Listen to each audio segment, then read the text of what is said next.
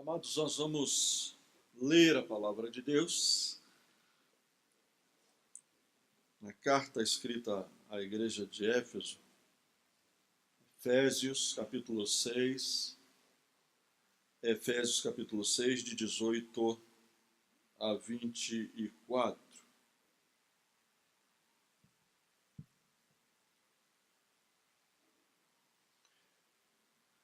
Eu vou fazer a leitura do texto da NVI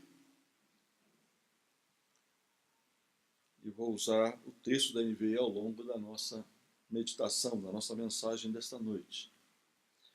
Efésios 6, de 18 a 24, e a palavra de Deus, ela nos fala assim: orem no Espírito em todas as ocasiões, com toda oração e súplica. Tendo isso em mente, estejam atentos e perseverem na oração por todos os santos. Orem também por mim, para que, quando eu falar, seja-me dada a mensagem a fim de que, destemidamente, torne conhecido o mistério do Evangelho, pelo qual sou embaixador preso em correntes. Orem para que, permanecendo nele, eu fale com coragem como me cumpre fazer. Tíquico, o irmão amado e fiel servo do Senhor, lhes informará tudo, para que vocês também saibam qual é a minha situação e o que estou fazendo. Enviei-o a vocês por essa mesma razão, para que saibam como estamos e para que ele os encoraje. Paz seja com os irmãos e amor com fé da parte de Deus, Pai e do Senhor Jesus Cristo. A graça seja com todos os que amam a nosso Senhor Jesus Cristo com amor incorruptível. Amém. Que coisa maravilhosa! Não só é esse texto, mas toda a carta de Efésios. Quando nós lemos de ponta a ponta, quando nós apreciamos cada detalhe daquilo que o apóstolo Paulo escreve àquela igreja, e é extraordinário como Paulo ele descreve detalhes importantes para a igreja do Senhor, para nós, povo de Deus, povo da graça, o povo da graça. Uma das características da carta de Efésios é exatamente esta, é que Paulo ele enaltece este povo chamado povo da graça. Quem é o povo da graça? Somos nós, aqueles que foram alcançados pela graça de Deus, porque pela graça sois salvos.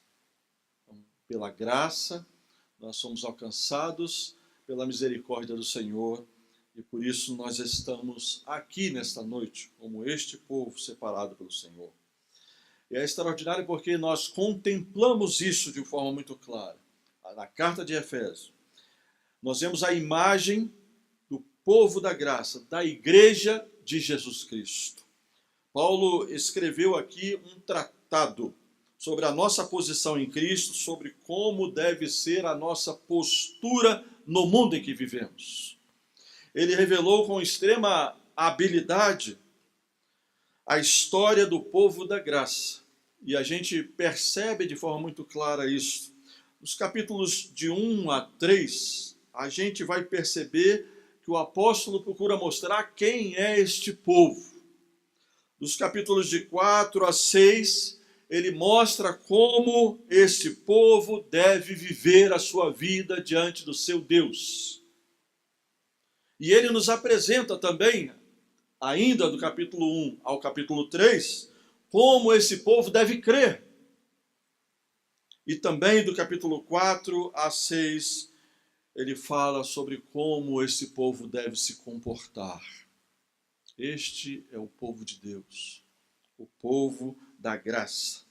E o apóstolo Paulo ele conclui esta carta aí no verso 24, mostrando que este povo deve, de todas as formas, o povo da graça, se manter firme e incorruptível no seu modo de ser e de viver. Desafio para todos nós, como povo de Deus, como povo da graça, de viver de forma firme, viver com firmeza esta graça que o Senhor derramou sobre nós. Além de se vestirem da armadura de Deus, o povo da graça precisa assumir posturas inegociáveis que a palavra do Senhor traz para nós como seu povo. Nós vivemos um tempo em que as pessoas estão facilitando muito o evangelho, facilitando muito esta graça, barateando a graça de Deus. Mas a graça de Deus não pode ser barateada e não podemos vivenciá-las como se pudéssemos negociá-la a qualquer preço, de forma alguma. É inegociável aquilo que o Senhor estabeleceu na sua palavra para o seu povo. Para que a gente viva firme nesta graça, nós precisaremos permanecer constante em oração, ser tomado de grande coragem, desenvolver uma comunhão espiritual e amar com fé. É exatamente isto que o apóstolo Paulo traz de forma muito clara no texto que nós lemos e que eu quero pensar um pouquinho com os irmãos dentro desses pontos. Primeiro, permanecer constante em oração. Olha o que diz, começando no capítulo 18, o apóstolo Paulo, ele diz assim: orem no Espírito em todas as ocasiões, com toda a oração e súplica, tendo isso em mente, estejam atentos e perseverem na oração por todos os santos. A oração, descrita aqui neste versículo, por estar tão ligada aqui na descrição à armadura de Deus, faz parte do texto. Ela é tida por alguns estudiosos do Novo Testamento como sendo parte integrante da armadura de Deus. Ou seja, além lá do cinto da verdade, couraça da justiça, sandálias do evangelho da paz, escudo da fé, capacete da salvação, espada do Espírito, nós temos aqui uma sétima peça, que é a oração. A oração, que é o grito de guerra do povo de Deus. É o grito de guerra do povo da graça, porque é o que o Senhor nos deixou para que pudéssemos chegar diante do trono da graça de Deus, achar misericórdia a seu tempo, para que no tempo oportuno esse mesmo Deus lance sobre nós as respostas aos nossos anseios, as respostas à nossa alma, àquilo que está no nosso coração diante do nosso Deus. Por que então a oração está tão intimamente relacionada à armadura de Deus? Na verdade, o apóstolo Paulo ele está dizendo que é orando que nós nos vestimos com a armadura de Deus. Toda a menção que ele faz a respeito dessa armadura tão importante para nós, o povo da graça, ela só pode ser vestida através da oração. É isto que o apóstolo Paulo está querendo nos mostrar. É orando que nós nos fortalecemos no Senhor e na força do seu poder. É através da oração que nós o fazemos. Mas como então vamos permanecer em constante oração? Olha só o que o apóstolo Paulo fala aí nesse verso 18. Destaca aí alguns pontos. Orem no Espírito em todas as ocasiões. Orem no Espírito em todas as ocasiões. Ore com a ajuda do Espírito Santo de Deus, segundo a vontade do Espírito Santo de Deus. Aliás, o próprio apóstolo Paulo, escrevendo aos Romanos, ele fala que o Espírito Santo de Deus é quem intercede por nós com gemidos inexprimíveis diante do Pai. É o Espírito Santo de Deus que intercede, é o Espírito Santo do Senhor que diante do Pai, ele faz com que as nossas orações cheguem de acordo com o propósito e a vontade do Pai Celestial. Orar no Espírito. Orar no Espírito é o mesmo que orar usando os textos da palavra de Deus. Você já parou para pensar sobre isso? Às vezes oramos muito, falamos muito com o Pai Celestial, mas quantos de nós, quando oramos ou quando falamos com o Pai, nos utilizamos da própria palavra de Deus para isto? Pois a palavra de Deus é que traz para nós tudo aquilo que está na vontade do Pai para as nossas vidas. E quando nós oramos baseados na palavra, nós estamos fazendo uso exatamente daquilo que o Senhor disse que faria por nós. Logo, nós obteremos a resposta do Senhor se nós orarmos usando a própria palavra de Deus para isto. Cultive o hábito de conversar com o Pai Celestial o tempo todo, pautando suas orações naquilo que as Escrituras Sagradas dizem, naquilo que a palavra do Senhor diz. Está citando textos da palavra para o Pai Celestial quando você está orando diante dele. E por isso, faça da oração um meio de manter intimidade com o Pai Celestial. Permanecer constante em oração. Dialogue com Deus. Às vezes a gente fala muito diante de Deus, né? Quando vamos orar. Você já pensou em ficar quieto, em silêncio diante de Deus, diante do Pai? É interessante. É muito difícil. Eu conheci um pastor que ele, numa reunião de oração com uma igreja, ele disse assim para a igreja: irmãos, nós vamos ficar 5 minutos em silêncio, aqui quietinho, sem falar nada, sem murmurar nada, diante do Pai Celestial. E as pessoas não aguentaram. Ninguém consegue ficar quieto por muito tempo. A nossa mente divaga demais, ela viaja demais. Nós não conseguimos ficar em silêncio diante do Pai Celestial.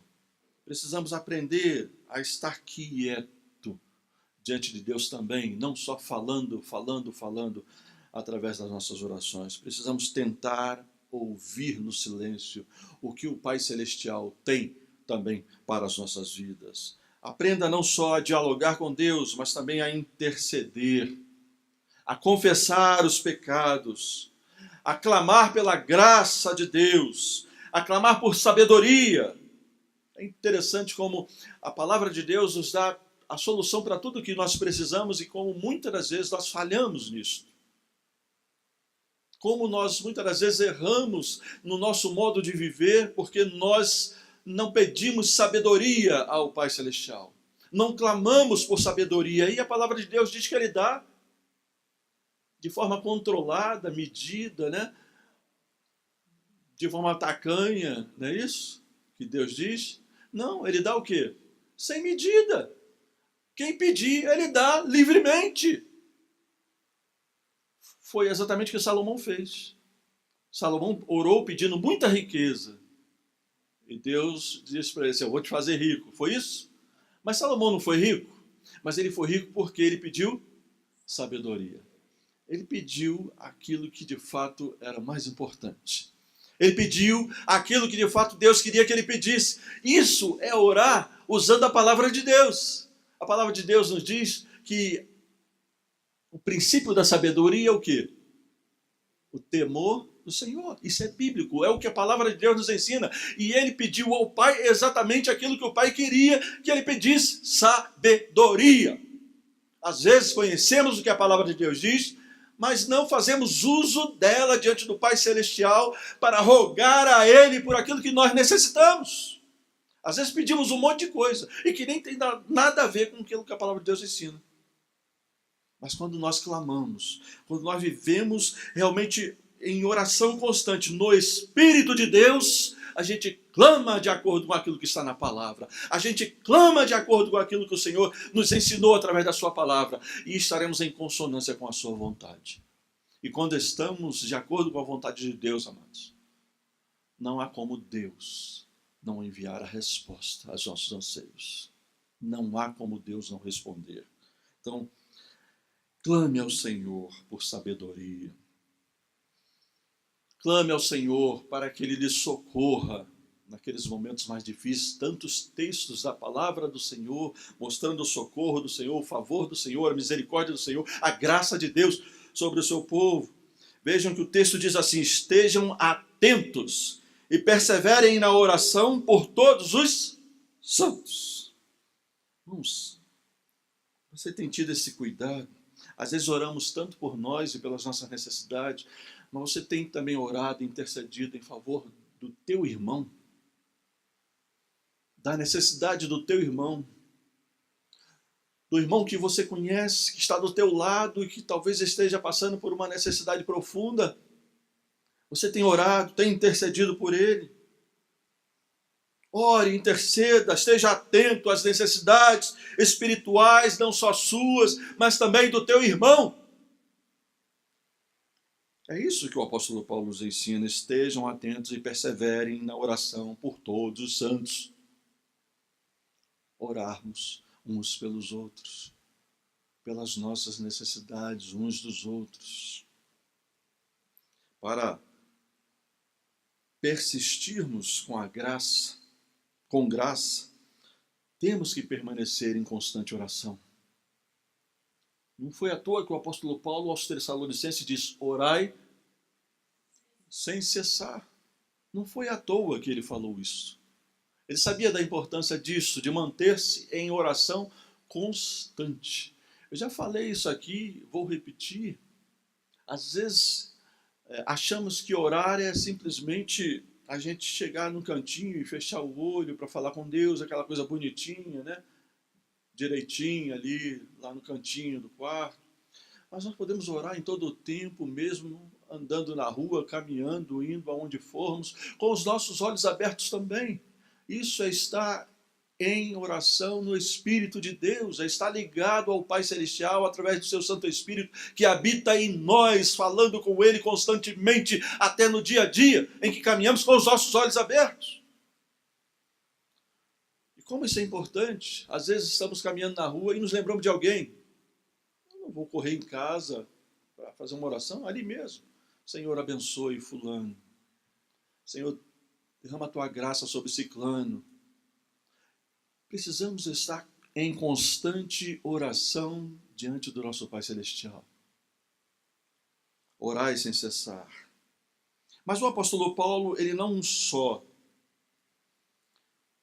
está preocupado com a vida de oração com o povo de Deus, com o povo da graça de Deus, como também ele fala de alguma coisa aqui muito importante para nós, no versículos 19 e 20 do capítulo 6 de Efésios. Ele diz assim: orem também por mim, para que quando eu falar, seja-me dada a mensagem a fim de que, destemidamente, torne conhecido o ministério do Evangelho, pelo qual sou embaixador, preso em corrente.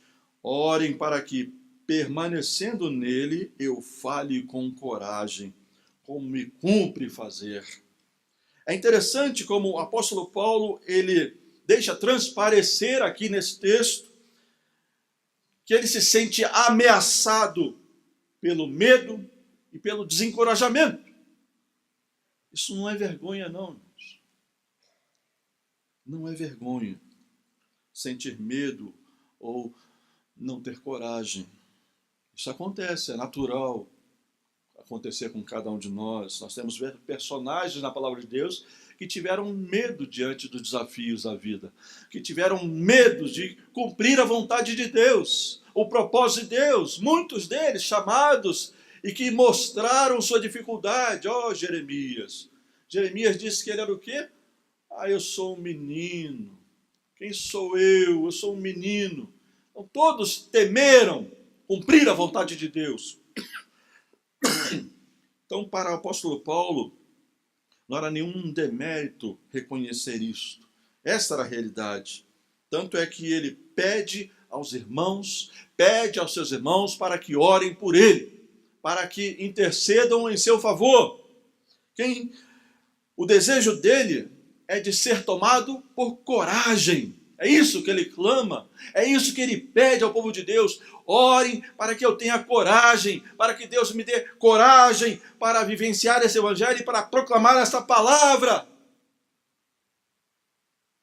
A gente conhece a palavra, a gente sabe o que ela diz, a gente sabe tudo aquilo que ela ensina para a gente.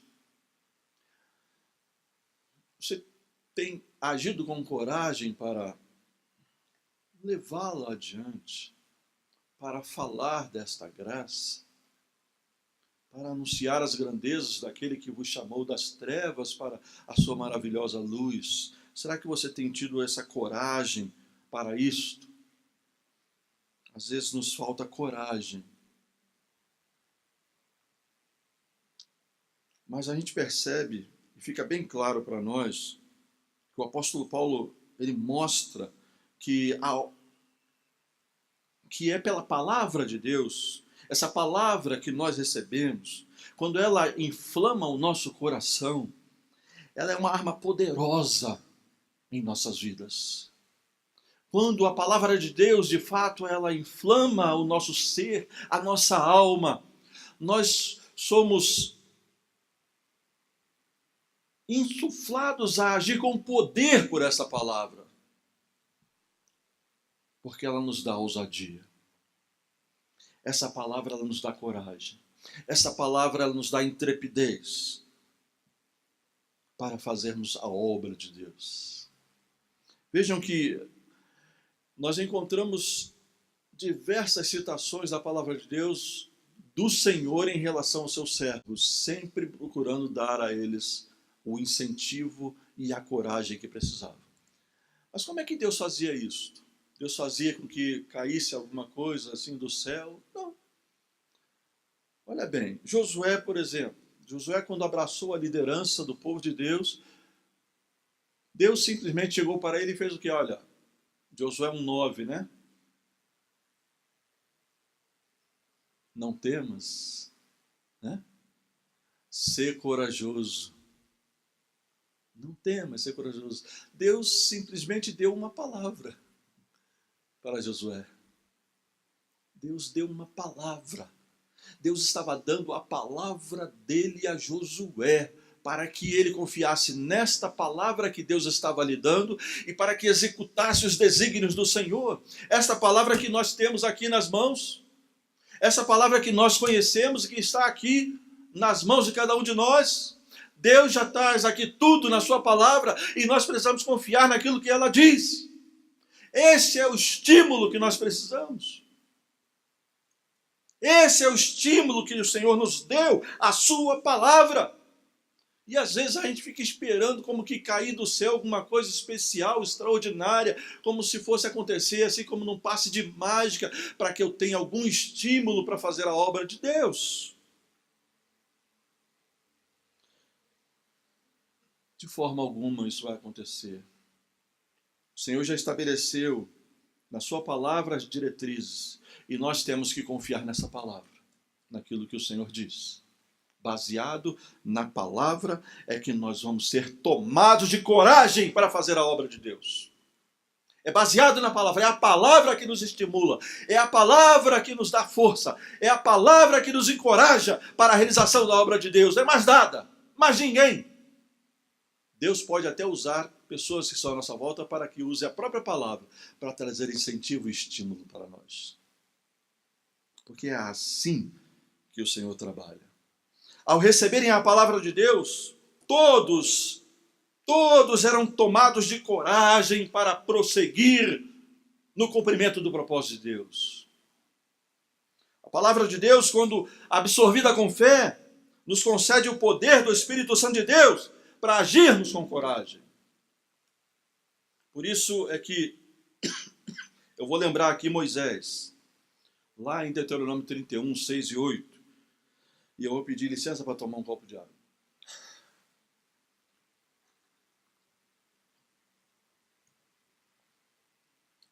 Deuteronômio 31, 6 e 8. Veja que coisa extraordinária. Palavra de Deus é o incentivo que o Senhor dá através de Moisés para o povo dele. E é o incentivo que ele nos dá a nós que estamos aqui através da sua palavra. Olha só o que diz o texto. Sejam fortes e corajosos. Olha bem o que diz a palavra do Senhor. Moisés começa assim. Sejam fortes e corajosos. Não tenham medo nem fiquem apavorados por causa delas, ou seja, das nações que eles haveriam de enfrentar. Pois o Senhor, o seu Deus, vai com vocês. Irmãos, Se isso aqui não serve como estímulo, eu não sei o que serve.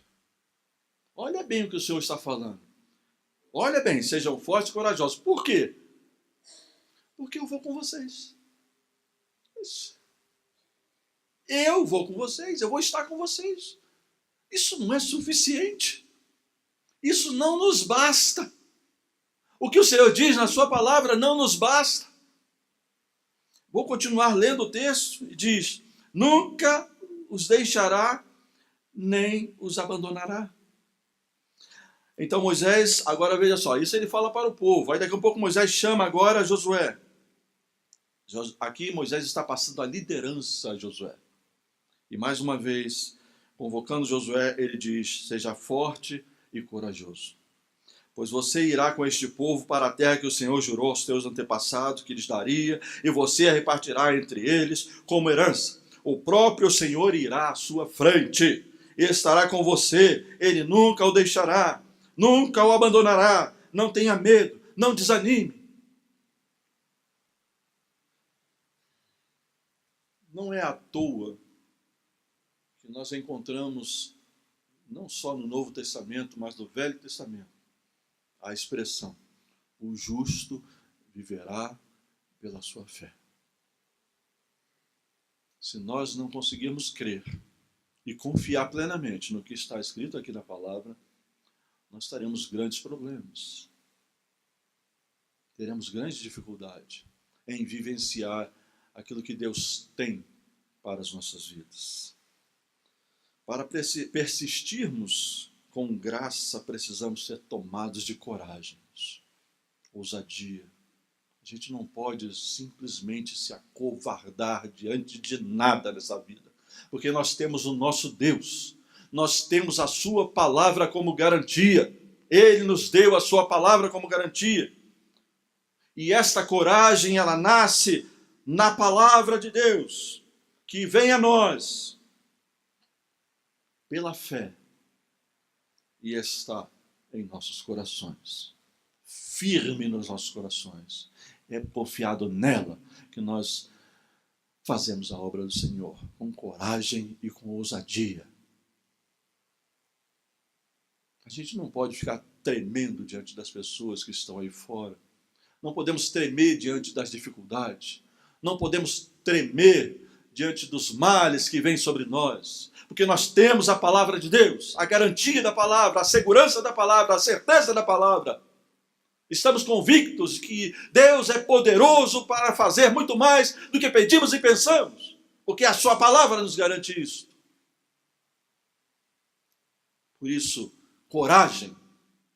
Coragem para viver o que o Senhor disse na sua palavra. Coragem para colocar em prática aquilo que Ele diz na sua palavra. Coragem para mostrar ao mundo que você faz parte do povo da graça.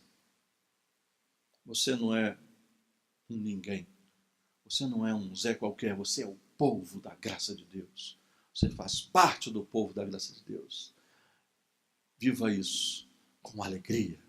Viva isso com toda a intensidade do seu coração. Porque é isso, você representa um reino, o reino de Deus deste mundo.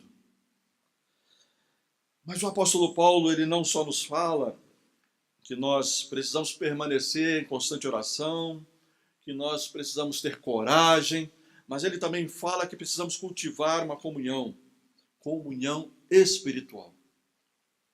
E eu quero ler versos 21 e 22 para a gente, nesse texto. E ele fala sobre Tíquico, o irmão amado e fiel servo do Senhor. Lhes informará tudo para que vocês também saibam qual é a minha situação e o que estou fazendo. Enviei-o a vocês por essa mesma razão, para que saibam como estamos e para que ele nos encoraje. Irmãos, na caminhada cristã, na caminhada de fé, poucas não serão as vezes em que nos sentiremos desencorajados. Isso é certo. Tudo que eu estou falando aqui é importante. Mas tenha certeza que sempre haverá momentos de desestímulos. Isso acontece, faz parte da nossa natureza.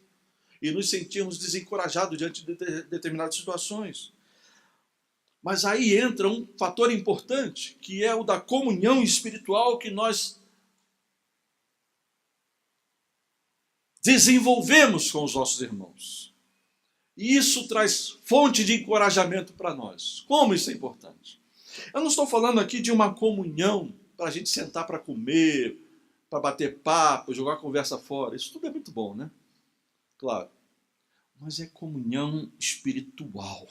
É um elo muito mais profundo do que qualquer tipo de convíviozinho que a gente tem.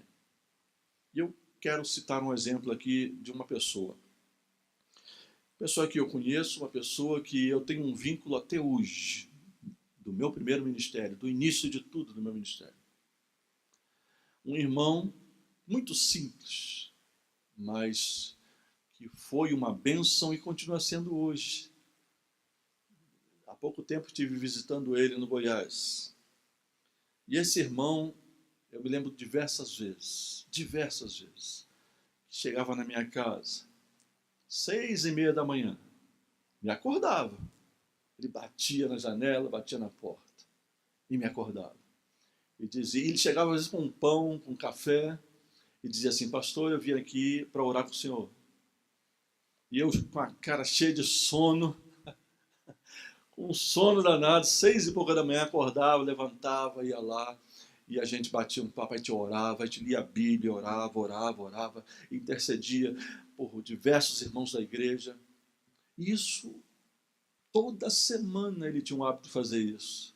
E eu cultivei o mesmo hábito, eu comecei a ir na casa dele também. E fomos criando um elo de comunhão espiritual, que permanece até hoje. Eu já saí dessa igreja tem uns 20 anos, mais de 20 anos. Eu deixei essa igreja, lá no Goiás. Mas esses dias atrás, acho que tem uns 3 ou 4 meses, estive lá na casa desse irmão. E ele pegou um caderninho, aí falou assim, mostrou o caderninho dele. Aí ele falou: pastor, aqui, ó, esses são as pessoas que eu tenho orado diariamente. O seu nome está aqui, ó. Não deixe de orar pelo seu nome, jamais. Irmãos, isso traz um encorajamento maravilhoso. Como isso nos revigora. Como isso nos fortalece, saber que a gente tem pessoas por trás que está sustentando a gente em oração diante de Deus. Isso é comunhão espiritual. E nós precisamos aprender a desenvolver isto na vida da gente. De sentar com o outro, de orar de fato pela necessidade do outro, de ler a palavra de Deus juntos. Há um hábito muito gostoso que é o da reunião de oração feita pelas senhoras às sextas-feiras. Mas essa comunhão espiritual vai muito além disto, que é uma coisa de intimidade, de relacionamento diante de Deus. Nessas horas, a comunhão espiritual com outros irmãos, ela será fonte de enorme encorajamento para nós. Como isso é importante. Foi assim na vida de Paulo, foi assim para a igreja de Éfeso, foi assim com todos os santos do passado e continua sendo assim hoje. Precisamos aprender a cultivar comunhão espiritual com os nossos irmãos. E eu quero citar um exemplo aqui de Davi, quero ler. Davi não foi diferente nessa situação. E é interessante que quando Davi estava sendo perseguido por Saul, que queria matá-lo, e lá na palavra de Deus, 1 Samuel 23, 15 a 18, a gente lê assim: quando Davi estava em Oressa, no deserto de Zif, soube que Saul tinha saído para matá-lo. E Jonatas, filho de Saul, foi falar com ele em Oressa e o ajudou a encontrar forças em Deus. Não tenha medo, disse ele. Meu pai não porá as mãos em você. Você será rei de Israel e eu lhe serei o segundo em comando. Até meu pai sabe disso. Os dois fizeram um acordo, um pacto perante o Senhor. Então Jonatas foi para casa, mas Davi permaneceu em Oressa. É isto. Pacto. Não é um pacto diante dos homens, é um pacto diante de Deus, um pacto de comunhão espiritual, um pacto de sustentação um do outro diante do Pai Celestial. Precisamos de irmãos para nos encorajar, para nos fortalecer no Senhor. Nós precisamos uns dos outros. Nós precisamos uns dos outros, irmãos. Isso é importante, nós temos que entender isso. E esse cultivo da comunhão espiritual é fundamental para que a gente persista na graça, caminhando na graça, vivenciando essa graça de Deus. Como isso é importante. E para a gente caminhar para o fim, ainda, o apóstolo Paulo fala de um outro aspecto importante. Verso 23 e 24 do capítulo 6, diz assim: paz seja com os irmãos e amor com fé da parte de Deus, Pai e do Senhor Jesus Cristo. A graça seja com todos os que amam a nosso Senhor Jesus Cristo com amor incorruptível.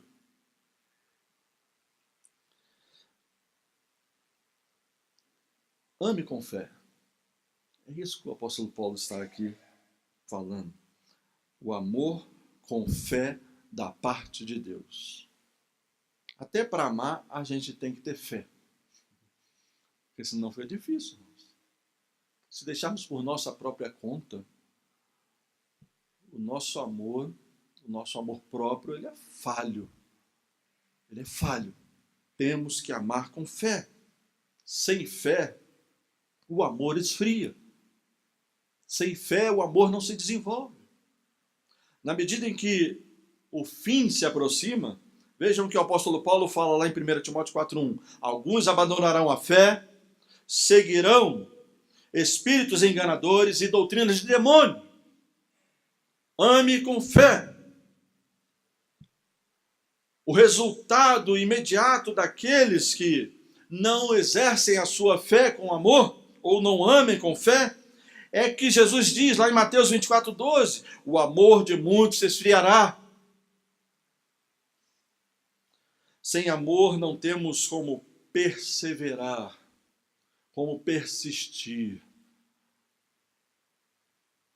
no exercício da nossa salvação. Por isso o apóstolo Paulo ele destaca que nós precisamos de fé para amar. Provérbios 17 fala o quê? Que a gente ame o amigo em todo tempo e na angústia nasce o irmão. Ame o tempo todo. E naquele momento difícil, de angústia, de sofrimento, você vai ver o seu irmão do seu lado. Ame o tempo todo. Ame em todo tempo. Não deixe de amar. Ame por fé. Que tipo de fé é esta que nos causa o amor? É a fé que nasce da graça de Deus. É isso que o apóstolo Paulo está querendo nos mostrar. E ele fala isso, a graça seja com todos. Então, ame com fé, porque a graça foi derramada sobre nós. Essa fé que desfruta da paz de Deus. Sim, porque o Senhor derramou paz em nossos corações. Atos 20:32, nós lemos: agora eu os entrego a Deus e a palavra da sua graça, que pode edificá-los e dar-lhes herança entre todos os que são santificados. Nós que nascemos de novo, nascemos pela palavra e somos nutridos na fé por esta palavra. Afinal, a fé, diz o apóstolo Paulo, ela vem pelo ouvir a palavra de Deus. Então, cheios de graça e com o coração em paz, nós conseguiremos amar até o fim aqueles que estão à nossa volta, porque amaremos com fé. Jesus diz, Mateus 24:12-13, devido ao aumento da maldade, o amor de muitos esfriará, mas aquele que perseverar até o fim será salvo. aquele que persistir na sua fé, aquele que persistir na fé, estiver firmado na fé, aquele que estiver agarrado à fé, esse prevalecerá. Você quer perseverar? Quer resistir ao dia mau? Quer se fortalecer no Senhor e na força do seu poder? Quer ser cheio da graça? Então, repito, permaneça em constante oração. Seja tomado de coragem por aquilo que a palavra lhe inspira a fazer. Desenvolva a comunhão espiritual. Desenvolva a comunhão espiritual. E ame com fé, amado. Ame com fé. Você poderá dizer talvez, mas eu não tenho fé, né? Ou a minha fé é tão pouca, né? Mas suplique ao Senhor que lhe dê a fé que você precisa ter. Porque o mesmo Deus